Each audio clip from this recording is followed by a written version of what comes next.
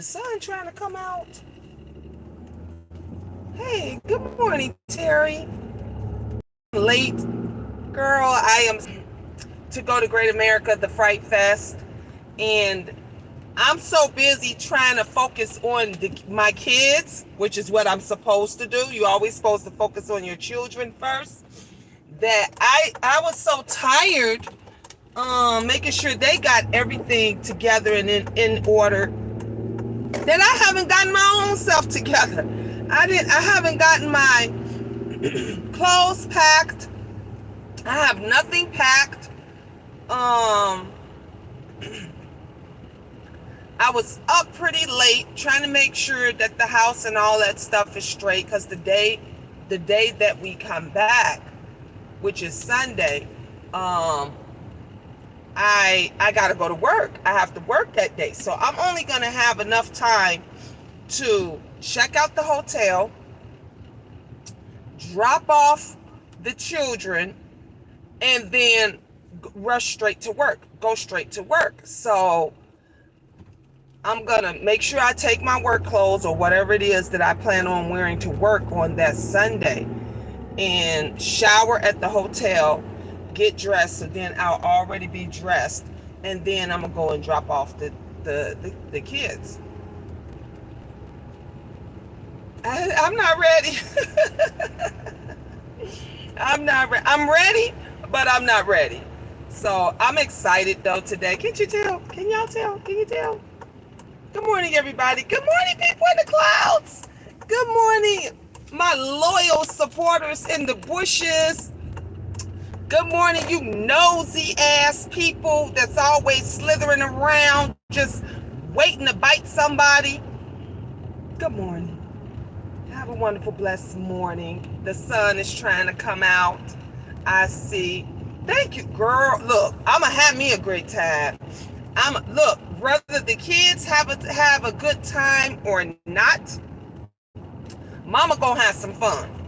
Mama gonna have some fun. My granddaughter may be coming. I'm not for sure. Her mom called me and asked me, could I take her with us, because my son went out of town and she don't have anybody to watch her, because she has to go to work and my other granddaughter has to go to work, and she has cheerleader practice and all of that. So it's nobody to watch my baby Trinaya. I mean, not Trinaya, Trayana. And a lot of you guys know her because she always does the videos with me a lot. And she usually always tells everybody, give my Nana a thumbs up. Y'all support my Nana. Give my Nana a thumbs up. So she's just adorable. So her mom's supposed to bring her out here today. So I got to call her mom to make sure that she's still coming and everything. So other than that, we'll be good. Good morning, Sephora. How you doing? I hope you having a good morning. Look, it's kind of cloudy out here, but it looks like it's trying to get bright. It looks like the sun is trying to come out. So I don't know. I hope so. It's a lot of people out. Usually when it's raining, I guess it's because everybody is going slow, because usually when it's raining, you don't see too many people that want to come out. And traffic does move a little bit slower. So I think that's what it is. I think it's that traffic. Ooh, nice Mercedes. Y'all know I love Mercedes. That's my go-to car. That is my car. When I get my new car, you guys, it's going to be another Mercedes. It's going to be another one. So I've had a truck. I had a nice little car. I used to Uber in my Mercedes, and before I had gotten in a car accident. Loved it, loved it, loved it, loved it, loved it, and I miss it. I like my little truck right here. It's cute. She cute. I got the panel, roof and everything. She cute. But this is gonna go to my son. I'm gonna give this to the twins, and I'm gonna get me something small and cute, just for me. Small and cute. Level, I got one, and it's the best car ever, girl. Ooh, I bet it. Sephora, you a Mercedes girl? You a Mercedes, honey? We look. We gonna start a club. We gonna start a club over here for the queens that drive Mercedes. Cause ooh, I love it. I bet yours is cute. Oh my gosh, I don't even want to see it because I'm gonna be jealous. I'm gonna be jealous because I know I'm gonna fall in love with it. What color is it? Is it black, gray, or blue? Because I had a black one. My car was black, and my truck was blue. My truck was blue. That a dark blue, pretty. She was so pretty when I got her. Then I drove. She had over 300,000 miles on her. That's how much I drove her. And my daughter's boyfriend set it on fire. Yeah, true story. Set it on fire and set my son's Audi on. I wanted to kill him. Okay, I wanted to kill him. And after that, that's when I had got my car. And I started driving Uber. I had her fixed up. She was so pretty. And I used to decorate her. And did he go to prison? No, he was in there for a little bit. They kept getting him out. The judge kept giving him chances because he had the basketball coach and he had teachers and all these folks coming to testify about how he had a hard life and all of this stuff. And then my daughter, who, he had her brainwashed at the time, took back her statement. Now, she told them in the beginning that she knew he did it. He told her he did it. And then next thing I know, they had her talking to the lawyer behind my back. She talking to the lawyer. The lawyer come to me and say, so you're not testifying, right? So I said, oh no, we're testifying. Girl, she get up and go and walk on the other side of the courtroom and sit with him and his family. Did not testify. They dropped everything. I was done. Do you hear me? Even my son was pissed off because my son was like, no, you told me that he admitted to you that he did it. Oh yeah. Now thank God. God is good. God is amazing. Thank God that she finally left him, and he was abusive to her and every girl. You got time, cause girl, I could tell you some stuff. And hey, the hood table. And she finally got her head right. She finally got her head straight. She's doing amazing now. She's in college. And you say you got time, girl. Yes. When I say he had her head, he had her brainwashed. And she stopped listening to me. She would not listen to her older siblings. It just got to the point that she, you know how we are as young women. We think we're in love. I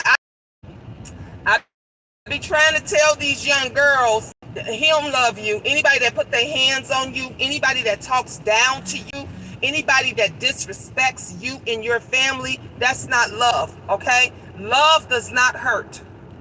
Love makes you feel amazing. Love makes you feel like you could just fly, honey. Love comforts you, supports you, encourages you. It doesn't abuse you.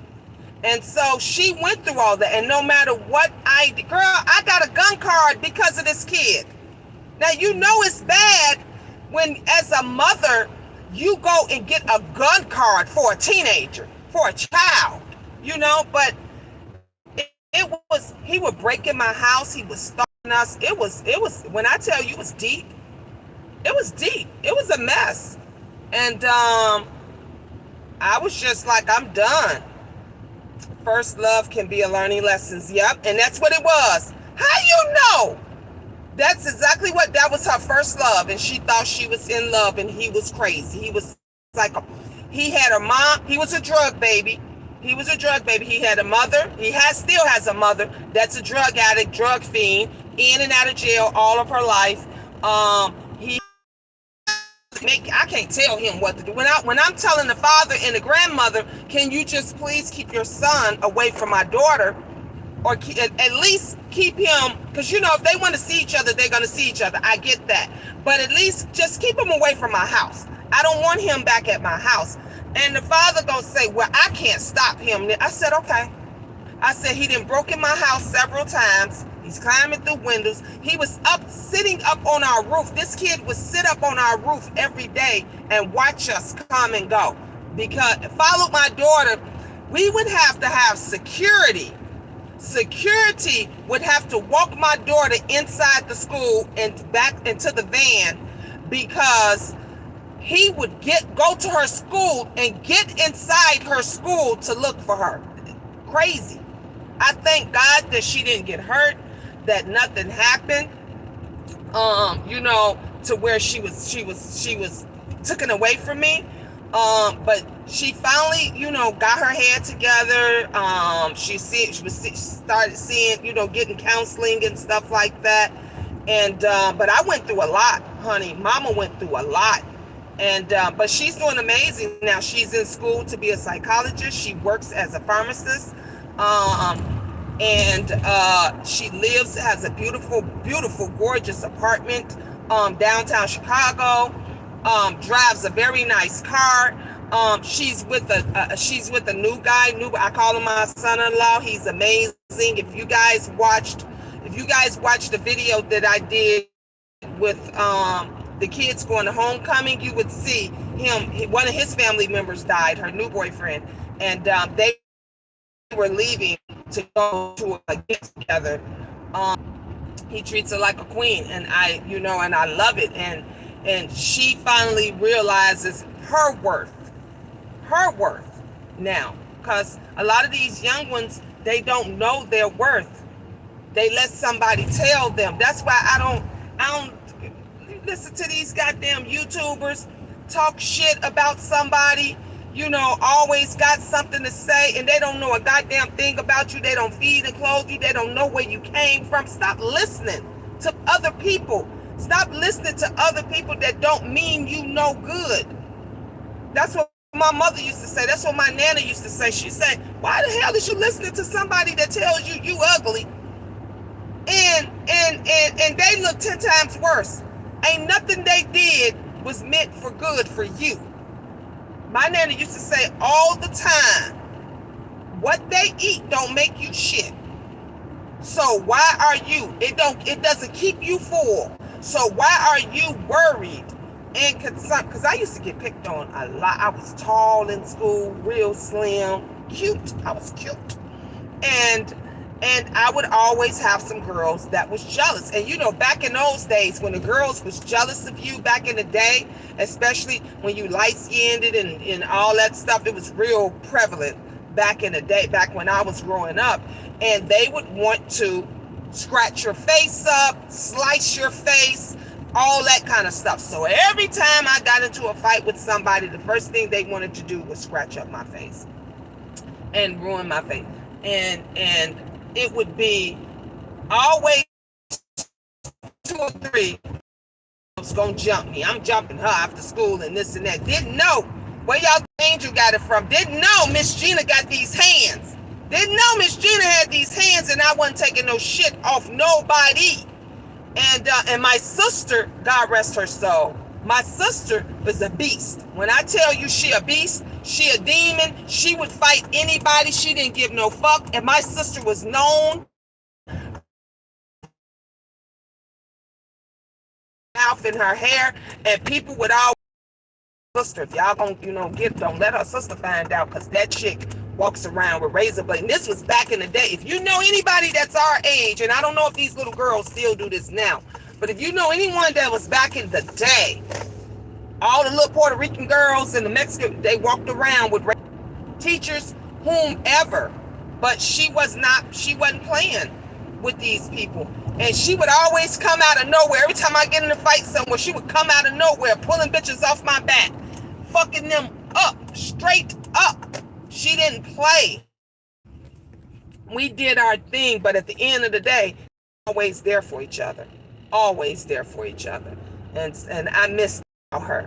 Because to this day, let me tell you, if she was alive right now with all the craziness that goes on on social media and all this stuff right now, I'm telling you, she'd be ready to go beat some bitches up. She was the type of crazy chick that would be ready to go to your house and she'll sit there and wait for the police and let them arrest her and take her to jail. She was crazy, but she was loved. She had a beautiful soul and a beautiful spirit, and I miss that every day. Every single day about her, I miss that. Hey, Jay Parrish. Was he the one on? Yes! Sephora, he was the one that was on the roof. I used to come, I told you guys about you remember this, sir? And I would come home from Ubering, from working, and he would be up on the roof or sitting in front of that. Then he started living. Remember I was telling you, he was living in the abandoned house behind our, every time I would call the police, they could never find him. And so one day they wind up doing a whole sweep of the neighborhood because he got in my house, and my daughter probably let him in, and he jumped on her. So they did a sweep of our whole neighborhood to look for, and come to find out he was living in the house right behind us. Living in the house right behind, the empty house right behind our house. So it's some crazy people out. Y'all think these folks on YouTube is crazy? No, it's folks that's crazy in the real world. And I was so tired. We was going, I got a book, like a telephone book of paperwork of how many times I was back and forth to court. And I was so done that I was just like, you know what? I'm not doing this no more. And the police officers, they said to me, they said, look, he come back over there, he break in your house, do what you got to do. They said, just make sure you get him in the house. I said, oh, please, even if I get him on the front porch, I'm pulling his ass in the house. It was just, I couldn't even go to work anymore. I couldn't function. I used to sleep in the living room at the front door with knives and huge, you know, them big, huge forks that the cooks use, them big, huge, sharp forks that you use to poke a pot roast and shit. They got pointed ends on the end. I would sleep with those up under my pillow. That is how crazy, because this kid would make threats that he was going to come in and kill our entire family. He would always say that. He would tell my daughter, oh yeah, if you do this, if you say anything, I'm gonna come in there and kill your whole family, including your little brothers and sisters. The kid was real mental. And so after the last court date, because they had him on an ankle monitor, and even when they had him on an ankle monitor, this motherfucker would let the ankle monitor go dead, and they would call me and say, we can't track him, we don't know where he's at. And of course, you knew where he was at. He was right in the area around my house somewhere. And so it had gotten so bad, worse. And I couldn't take it anymore. Went to the gun shop. I was like, look, I need a gun. I need a gun today. I need something that's going to put a person down. And the guy, and then it was my first time ever at a gun store and stuff. So I didn't know the process. I didn't know how it worked. And so he was, and I explained to the gun shop owner, well, the employee, and then the employee went and got the owner, and I was explaining to him my situation and that I'm a single mom and I'm scared, you know, for my life and my children's life, and I just want to protect us. He was like, I understand. He said, I wish I could sell you a gun today. And I was like, why can't you? Like, I'm a good person, like. And he told me, he said, well, you have to have a FOID card. I didn't know what the fuck a FOID card was. He was like, you got to have a FOID card. And he said, unless you know, do you have a family member that has a gun card? And I was like, no, not that I think of, not that I know of. And he said, well, if you would have had a family member or someone that in your home that had a FOID card, I could sell it to them. And so I said, well, how do I get one of those? I was like, how do I get one of those? And he told me what to do. He told me everything's online, and he told me what to do, and I did it, and I got my FOID card. About maybe 2 weeks, 3 weeks later, it was time for us to go to court.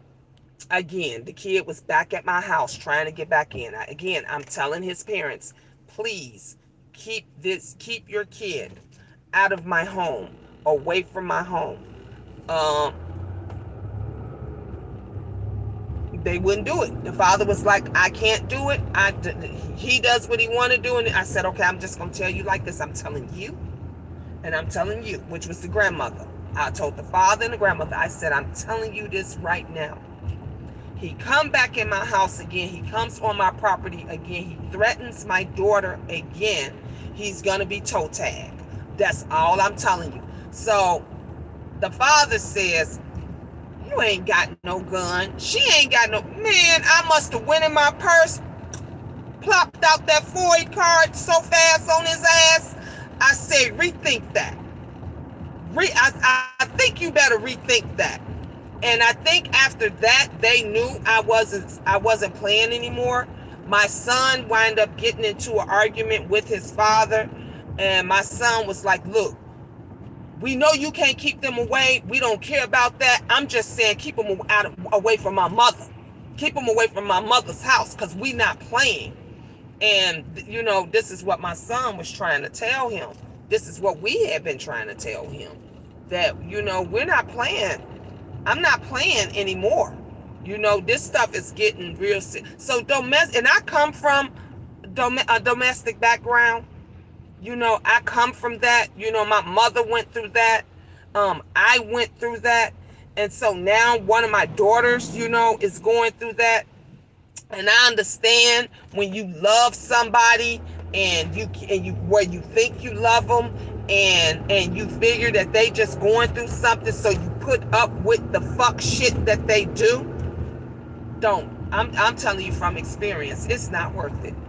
Don't do it. Some of y'all, somebody might be in a domestic situation right now. Leave, baby, leave with the clothes. Leave, walk out the door. Say you going to the store and just don't come back. Don't worry about your clothes. Don't worry about your kids' stuff. Don't worry about. Leave.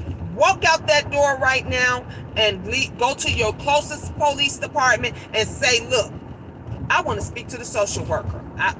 Some of y'all probably didn't know the police department has social workers that work there. And all you got to do is say, I want to see, I need to speak to your social worker right now. She'll put you up in a hotel. She will get you some counseling. She will get you food, clothing, whatever you guys need. Just leave.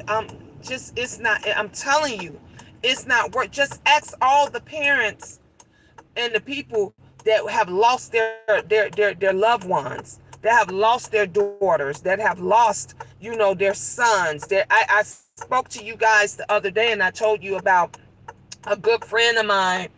And she had about 3 or 4 KFCs. She owned her own KFCs, and her sons used to work for her at her KFCs. And both sons were in domestic violence relationships. And it wasn't the sons that was beating the girl. It was the other way around. They got with 2 crazy ass chicks, because yes, women are crazy. They got with 2 crazy ass chicks. And these girls, every time they would get into it with them, or the girls got or whatever, and they would jump on these. Both of them, sorry, I was getting messages. Both of them was murdered by their girlfriends. And she lost, she lost both of them. And it's the worst thing ever.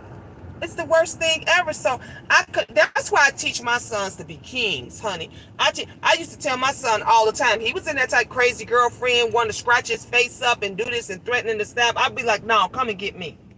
I used to tell my son all the time, come and get me.